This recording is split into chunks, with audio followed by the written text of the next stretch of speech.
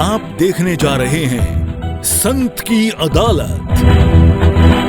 आपके सवाल, गुरुदेव के जवाब। सानिध्य वैज्ञानिक संत आचार्य श्री निर्भय सागर जी महाराज। जय जिनेंद्र बंधुओं, मैं कवि डॉक्टर राहुल जैन फिर से आपका स्वागत करता हूं संत की अदालत में। बंधुओं, जैसे जैसे इस कार्यक्रम की लोकप्रियता बढ़ती जा रही है, दूर दूर से लोग हमारे बीच में इस संत की अदालत में भागीदार बनने के लिए आते जा रहे हैं। और आज हमारे बीच में साहिबाबाद जैन समाज के पूर्व अध्यक्ष श्री नरेंद्र जैन जी आए हुए हैं, जो कि सेक्टर 75 नोएडा में रहते हैं। स्वागत है आपका नरेंद्र जी।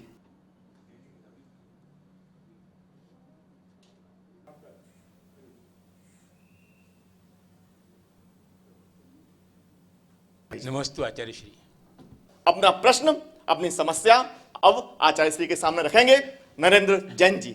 आचार्य श्री, आज की युग में सभी पदार्थ पैक्ड आ रहे हैं और उनमें date of expiry, date of manufacture लिखी होती है, पर उसके बजाय आज हम जैन समाज में पाते हैं कि घर के पिसे ही हुए मसाले और सब चीज़ों की मर्यादा का स्थापित की है। तो इसका संबंध बहुत पुराना है युगों से। कैसे ये क्या सिद्धांत है, किस बेस पर ये हुआ है, जरा इसके बारे में कुछ प्रकाश डालेंगे। भक्ष हो करके भी अभक्ष कुछ चीजें हो जाती हैं जो मर्यादा का उल्लंघन कर देते हैं। जैसे आटा भक्ष है जी, अनाज सब भक्ष है, दही भक्ष है, आपके दाल चावल आदि सब भक्ष है। लेकिन जब वह भक्ष हो करके भी अपने समय की मर्यादा का उल्लंघन कर देता तो वो भी अभक्ष। कितना सूक्ष्म है जैन दर्शन। तो अब देखिए, बुरा है ये जब बरसात विशेष होने लगती सावन और भादों के महीने में, और कुआर का महीना जब यहाँ वायरस बहुत होते हैं, तो उस समय इसकी मर्यादा 7 दिन की मानी गई है। क्योंकि इसमें नमी होती है, और जहां नमी होती है और जहां उष्मा होती है वहां पर निश्चित ताप एवं दाब जब आता है उस पर जीवाणु की संख्या बढ़ जाती, उनका ग्रोथ होने लग जाता है। यही वजह है कि कुआर आदि का जो महीना होता, जब जब कोई ऋतु परिवर्तन होता उस समय संक्रमण का काल आता, उस समय जीवोत्पत्ति ज्यादा होती, उस समय फर्मेंटेशन ज्यादा होता है, किण्वन की क्रिया जिसको कहते हैं वो ज्यादा होते, उस समय जीव ज्यादा उत्पन्न होते। तो कहा यह गया है कि हर चीज की अपनी मर्यादा है। इस मर्यादा में जैसे दूध है, दूध अभी तो शक्कर की थी, तो ये शक्कर बरसात में 7 दिन की, गर्मी में 15 दिन की, और ठंड में 1 महीने की। क्यों? क्योंकि ये टाइम उसके लिए पर्याप्त है, क्योंकि ठंड में जीवाणु कम उत्पन्न होते हैं, इसलिए ऑपरेशन वगैरह ठंड में ही कराए जाते हैं। लोग बीमार ठंड में कम पड़ते हैं और गर्मी में और बरसात में ज्यादा पड़ते हैं, क्योंकि वहां पर एक ऐसी वातावरण बन जाता जीवोत्पत्ति का। तो बताया गया कि जैसे दूध है, दूध उबला हुआ जी, यदि कच्चा दूध है तो जैन दर्शन की विशेष आप विशेषता देखिए, विज्ञान तो आज क्लोन से बच्चे पैदा कर रहा है। मान्य नाम की एक घोड़ी तैयार कर दी, भेड़ तैयार कर दी क्लोन से। तो जैन दर्शन ये कहता हमारा ये जो शरीर है, बॉडी है, इसकी प्रत्येक कोशिका में, जैसे मैं बैठा हूं तो निर्भय जैसे जितनी कोशिका उतने निर्भय सागर बन सकते हैं। मतलब प्रत्येक कोशिका में एक एक निर्भय सागर विराजमान है। ऐसे दूध दोहे करके लाए हैं, और एक अंतर मुहूर्त बाद जिस भैंस से वह दूध निकाला गया, जिस गाय से निकाला गया, उसी आकार के अंतर मुहूर्त बाद जीव बन सकते हैं। लेकिन वो डेवलप इसलिए नहीं हो पाते हैं क्योंकि उनके लिए जो वातावरण होना चाहिए वो नहीं हो पाया। लेकिन उसके वजह से दूसरे प्रकार के जीव कीड़े मकोड़े जैसे बन जाते, फफूंद लग जाती, कीड़े पड़ जाते। सो कहा गया कि उस दूध को उबालिए, 48 मिनट के अंदर अंदर दूध छान करके उबाल लेना चाहिए, वो लेने लायक है, वो हमारे लिए स्वास्थ्यवर्धक है। ये दूध है, दूध की अपनी मर्यादा है। 48 मिनट में उसको गर्म करिए और गर्म करके 24 घंटे तक ही उपयोग करिए।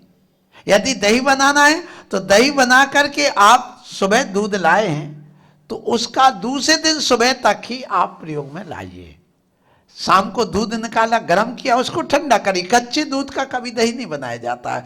कच्चे दूध का दही तो अभक्ष है ही।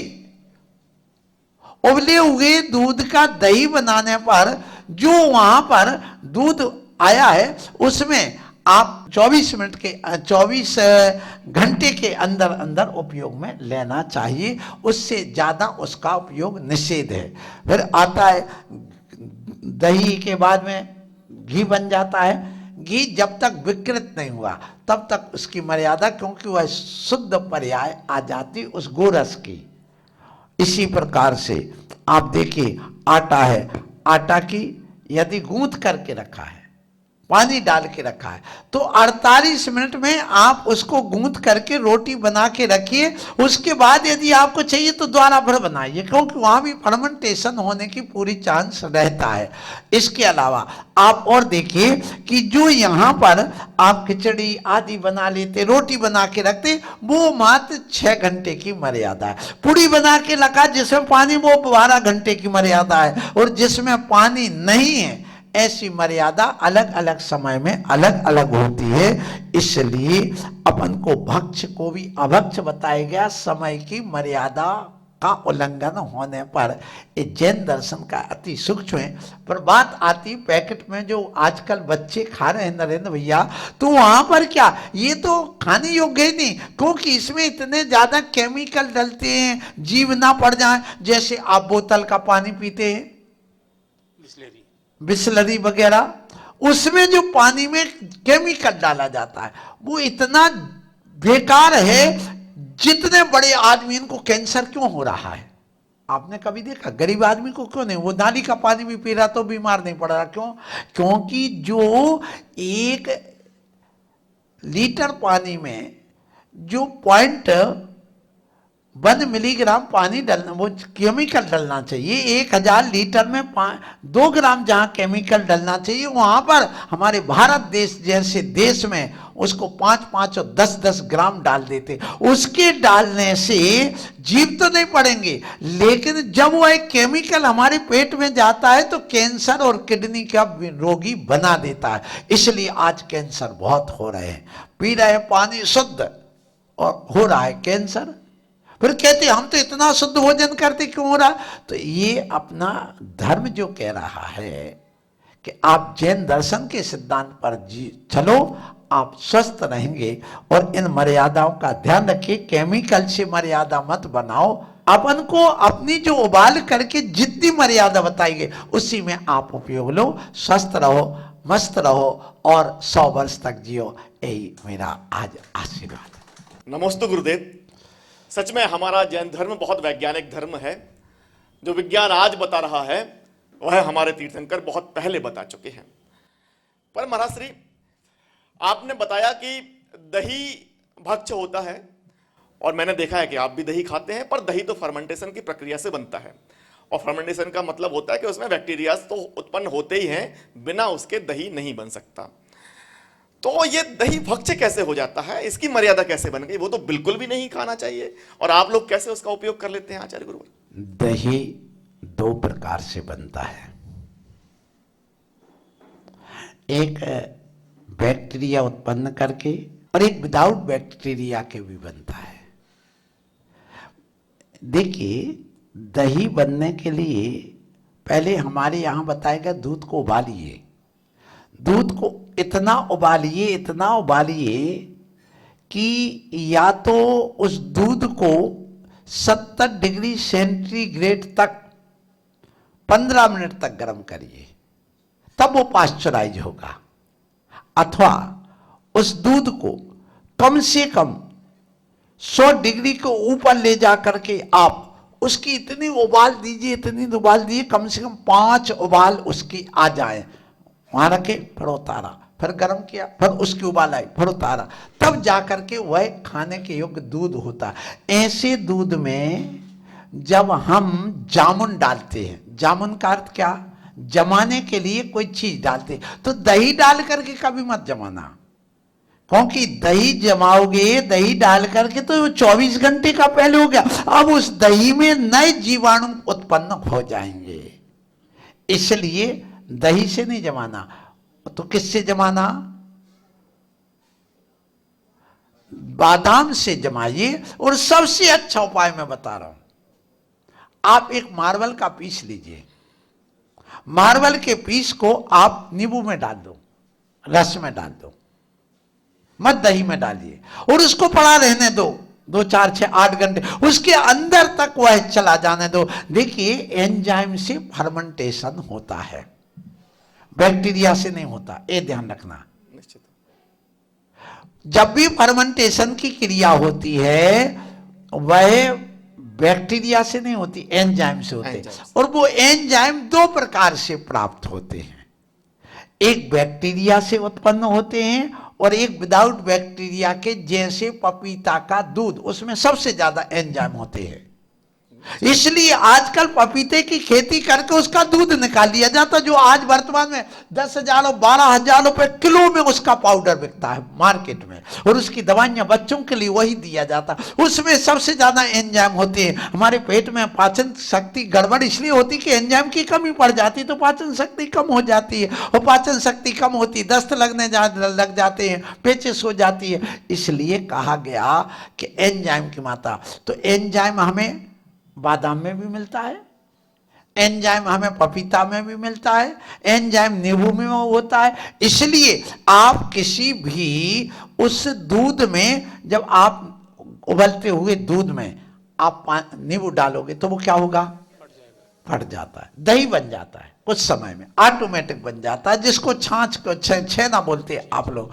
तो एक बात ये आती है कि जब कभी भी दूध से दही बनता है तो दही बनने की प्रक्रिया में फर्मेंटेशन की क्रिया होती है, जिसको किण्वन की क्रिया कहते हैं। लुईस पास्चर नाम का एक वैज्ञानिक होगा, इसने कहा कि किण्वन की क्रिया होती। तो दूसरा एक वैज्ञानिक और आ गया, उसने कहा नहीं, किण्वन की क्रिया के लिए बैक्टीरिया की जरूरत नहीं है। फिर इसके बाद में ये सिद्धांत वहां पर कई प्रकार के सामने आए। तो हमारा ये कहना है कि जब हम फर्मेंटेशन की क्रिया कराते हैं उस समय हमें बैक्टीरिया की जरूरत है। बैक्टीरिया यानी जीवाणु, बैक्टीरिया का अर्थ जीवाणु, एंजाइम का अर्थ जीवाणु नहीं है। एंजाइम का अर्थ होता है जैसे आपके अनाज में, दूध में प्रोटीन नाम का एक तत्व होता है, उसी प्रकार से वो एंजाइम होते हैं जो उस पदार्थ में पाए जाने वाले उस रासायनिक क्रिया की चाल को घटा देते या बढ़ा देते हैं। माने एंजाइम उत्प्रेरक का काम करते हैं, और वो जीव नहीं है अपने आप में। किसी भी वैज्ञानिक से, किसी भी साइंटिस्ट से आप पूछे, किसी प्रोफेसर से पूछे क्या एंजाइम बैक्टीरिया है? नहीं। तो जो फर्मेंटेशन की क्रिया होती है वो एंजाइम से होती है। वो एंजाइम जब हम उबले हुए दूध में, जो हम लोग दूध लेते हैं उसका दही लेते हो, वो ऐसे एंजाइम उसमें डाल देते हैं जिसमें कोई बैक्टीरिया नहीं है, उसके माध्यम से फर्मेंटेशन की क्रिया हो जाती। लेकिन वैज्ञानिक लोग क्या कहते हैं, माइक्रोस्कोप लाएंगे और दूध में कहेंगे देखो वो खिचरा, देखो वो जीव आ रहा। जीव नहीं होता, ध्यान रखिए। मैं भी साइंस का विद्यार्थी रहा हूं, मुझे भी इस चीज का ज्ञान है। इसलिए क्या होता है कि लॉक सिस्टम बताया गया है, क्या कि जब प्रोटीन होता है वो एंजाइम के संपर्क में आकर के थक्का जमाता है, तो उसमें जो कार्बोहाइड्रेट होता है वो कार्बोहाइड्रेट उस एंजाइम की ओर खींचता है, और एंजाइम और कार्बोहाइड्रेट जाके प्रोटीन में घुस जाता है, तो वह थक्का बनना चालू हो जाता। वो जीव नहीं होता, वो एंजाइम और कार्बोहाइड्रेट मिल करके प्रोटीन के साथ संबंध स्थापित करता है, और जो वो संबंध स्थापित करता है उससे थक्का बनता है, ना कि बैक्टीरिया से थक्का बनता है। यदि तुम कहोगे प्रेसिपिटेट की क्रिया होती है, अवक्षेपीकरण की क्रिया कैसे होती है? आप लाइम वाटर लिए, लाइम वाटर का अर्थ चूने का पानी, चूने के पानी में आप अपने मुख से कार्बन डाइऑक्साइड प्रवाहित करिए नली से, जैसे, तो वो अपने आप में दही बन जाएगा। बनेगा ना, उसमें जीव हुए क्या नहीं हुए। तो इसका मतलब ये है कि ये जो दूध से दही बनने की क्रिया वो अवक्षेपीकरण की क्रिया हो भी काम करती है, जो शुद्ध बिना बैक्टीरिया के काम करती है, ये भी आप ध्यान रखिए। तो हम लोग जो दही लेते हैं उसमें जीवाणु नहीं होते, पास्चराइज होता है, एंजाइम से उसकी क्रिया कराते हैं, प्रेसिपिटेशन जैसी क्रिया होती है, और उसके बाद में उस दूध को हम लोग ले, यदि उस दूध से बना हुआ दही 24 घंटे के अंदर अंदर उपयोग कर लें, यदि खट्टा हो रहा बहुत ज्यादा, इसका मतलब उसमें जीवाणु। आचार्य श्री, ये तो मेरी वर्षों की शंकाएं थी जिनको आज समाधान कर दिया कि भोजन के पदार्थों की अवधि किस तरह से निर्धारित हुई है, और खासकर दही को बिल्कुल भक्ष समझता था, व्रत वगैरह किस दिन कुछ नहीं लेता था, पर आज नहीं, ये आपने शंका निवारण कर दिया। आप बहुत बहुत मेरा आभार है मैं होते। पर महाराज जी, आपने कहा है अंतर मुहूर्त, ये अंतर मुहूर्त तो हमने कहीं नहीं सुना, घंटा मिनट दिन वर्ष सुने हैं, ये अंतर मुहूर्त क्या होता है, इस पर बारे में प्रकाश डालेंगे कुछ? कि इसकी एक गणना है, उसी गणना के आधार पर 24 मिनट की एक घटी होती है और 2 घटी का एक मुहूर्त होता है, और इस 24 दूनी 48 मिनट की एक मुहूर्त की गणना बताई गई है। इस गणना के आधार पर हम ये समझते 24 मिनट के अंदर अंदर, भले वो 1 सेकंड कम हो, उसी का नाम अंतर मुहूर्त है। एक मुहूर्त 48 मिनट में, यदि हम 1 मिनट भी कम कर देते हैं तो वह अंतर मुहूर्त कहलाता।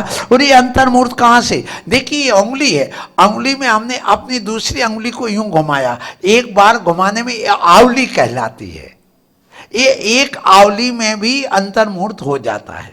यहां तक कि जब भगवान को मोक्ष होता है उस समय आ ई उ लिरी इतना पढ़ने में अंतर मुहूर्त हो गया। ये जघन्य काल होता है, यहां से लेकर के अपन चलते हैं कहां तक, वहां तक जहां 48 मिनट से 1 सेकंड कम हो जाए, वो सब अंतर मुहूर्त कहलाता है। नमन है गुरुदेव आपके ज्ञान को और विज्ञान पर आपकी पकड़ को। मैं स्वयं साइंटिस्ट हूं। जो बात मैंने बीएससी, एमएससी और पीएचडी जब केमिस्ट्री से की तब सीखी, वह बात आपने एक झटके में समझा दी कि एक ही रिएक्शन को कई प्रकार से किया जा सकता है। वही फर्मेंटेशन के द्वारा भी हो सकती है और वही केमिकल रिएक्शन से भी हो सकती है। बस हमें करना यह होता है कि अलग अलग कंडीशन देनी होती हैं। तो गुरुदेव, आज बहुत से लोगों की शंकाएं दही के बारे में और अलग अलग भोजन की मर्यादाओं के बारे में दूर हो गई है। तो दोस्तों, अगले एपिसोड में ऐसे ही किसी विशेष विषय को लेकर हम आएंगे। तब तक के लिए जय जिनेंद्र।